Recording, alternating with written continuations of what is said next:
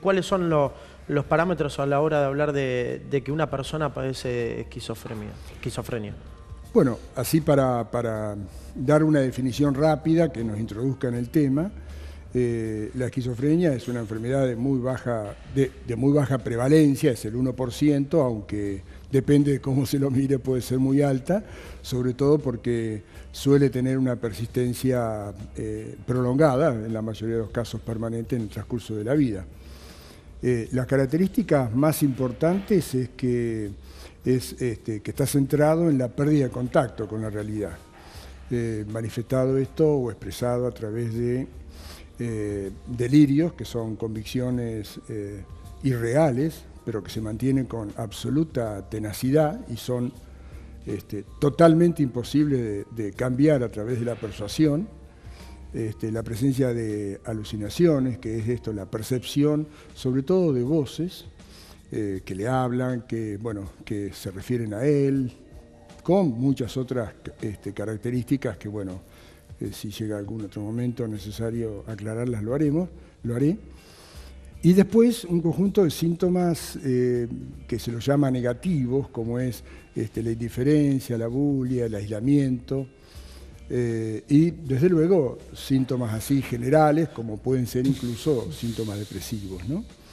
Pero básicamente estos síntomas que suelen comenzar en finales de la adolescencia, en el caso de los hombres, y un poco más tardíamente en el caso de las mujeres, tienen, al menos durante el episodio agudo, un impacto funcional obviamente muy importante, ¿no? Con un deterioro de su actividad general. Pero bueno, tratados eficazmente, y eso es la buena noticia, tienen una posibilidad de recuperación muy alta. Cuando hablamos de posibilidad de recuperación, ¿a qué nos remitimos? Recuperación significa tener una vida normal en términos de trabajar, de casarse, de tener hijos y una vida independiente.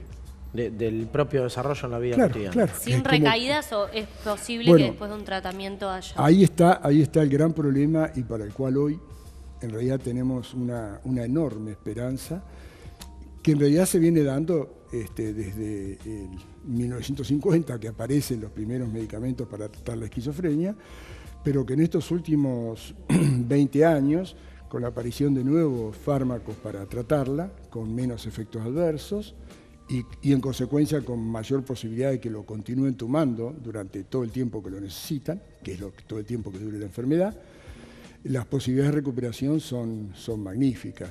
Y especialmente ahora en estos últimos años, con el desarrollo de nuevos fármacos que se los llama de depósito, esto es, que se aplican en forma inyectable y que tienen una duración de su efecto que varía de los hoy existentes en nuestro país, de 15 días a 30 días. Ahora, a fin de año, saldría un medicamento cuya aplicación es cada 3 meses, o sea, apenas 4 veces por año, y está en estudio. Nuestro país va a participar, y yo estoy involucrado en uno de esos centros de investigación, uno cada 6 meses.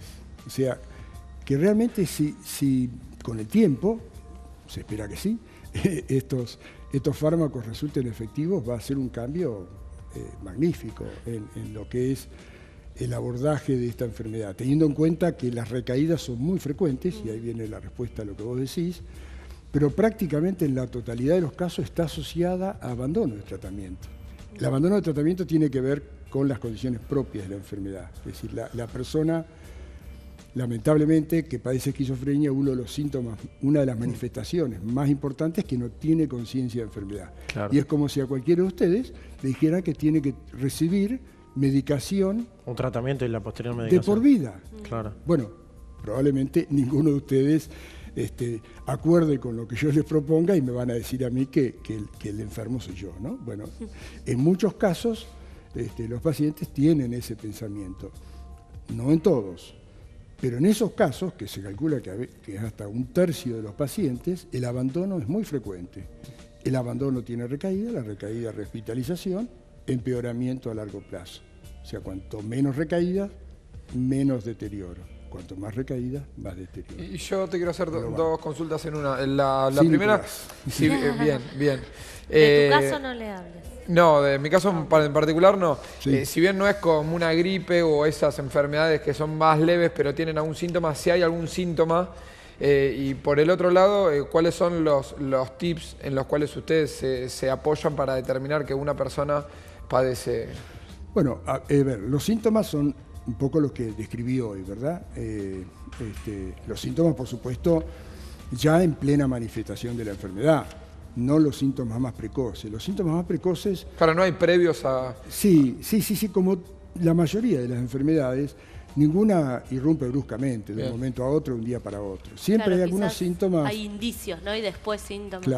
Claro, sí. Suele haber, en la gran mayoría de los casos, indicios que hacen suponer la posibilidad del desarrollo de una esquizofrenia que, por supuesto, no la desarrolla cualquiera, sino que debe tener y tiene una base genética que no es determinante en un 100% de los casos, pero hay una base genética y hay, bueno, muchas otras condiciones como es estresores ambientales, problemas en su infancia, etc.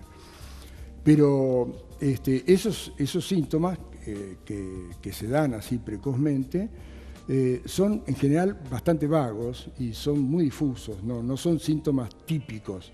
Cuando ya aparece el síntoma típico, ya cuando no es una forma muy incipiente, ya ahí hay mayores posibilidades de diagnóstico y son los que yo les mencioné antes, ¿no? Cambios de conducta, aislamiento, dejar de contactarse con sus amigos, comportamientos extraños. Pero, a ver, hay muchos estudios que tratan de identificar estos pródromos para una detección precoz y un abordaje oportuno, rápido, porque como cualquier enfermedad, desde una angina hasta la esquizofrenia, cuanto más precozmente se trate, mejor va a ser el resultado a largo plazo, ¿no? Por supuesto. Es decir, el tratamiento del primer episodio es crucial, ¿no? Y a nivel físico, sin entrar quizás en un vocabulario tan riguroso, tan técnico, no ¿Fui muy técnico? No, perfectamente claro, pero digo, yendo más allá todavía, a nivel físico, ¿hay un cambio en la segregación de sustancias en el cerebro? ¿Cómo se explica la enfermedad? Sí, sin duda que en realidad todas las enfermedades, sean mentales o físicas, implican necesariamente algún cambio en el sustrato biológico que es nuestro cuerpo humano.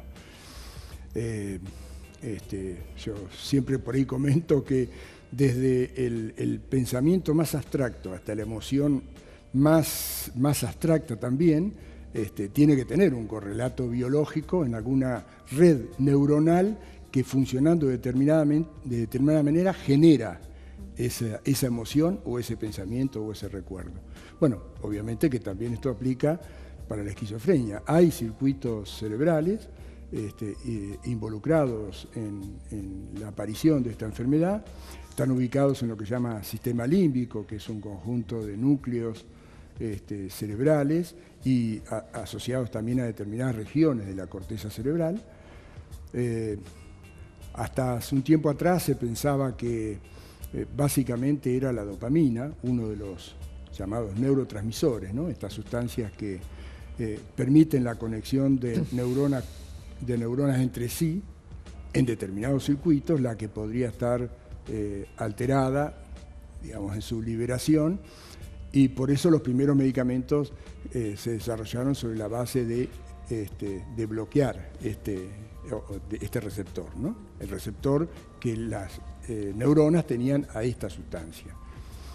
Pero bueno, después se descubrió que no, que hay muchos otros receptores y muchas otras sustancias involucradas, serotonina, y otros más que, no viene, me parece, en el momento mencionarlos, pero que sí, hay una base claramente biológica que determina que la enfermedad aparezca, ¿no? De otra manera, también yo muchas veces digo así risueñamente, pero que es una gran verdad, ¿dónde actúa la medicación? Si la medicación actúa no en el alma. Con respeto, yo soy religioso y tengo claro ese concepto, pero si actúa sobre la región cerebral y el circuito cerebral que está alterado. Eso no puede ser de otra manera.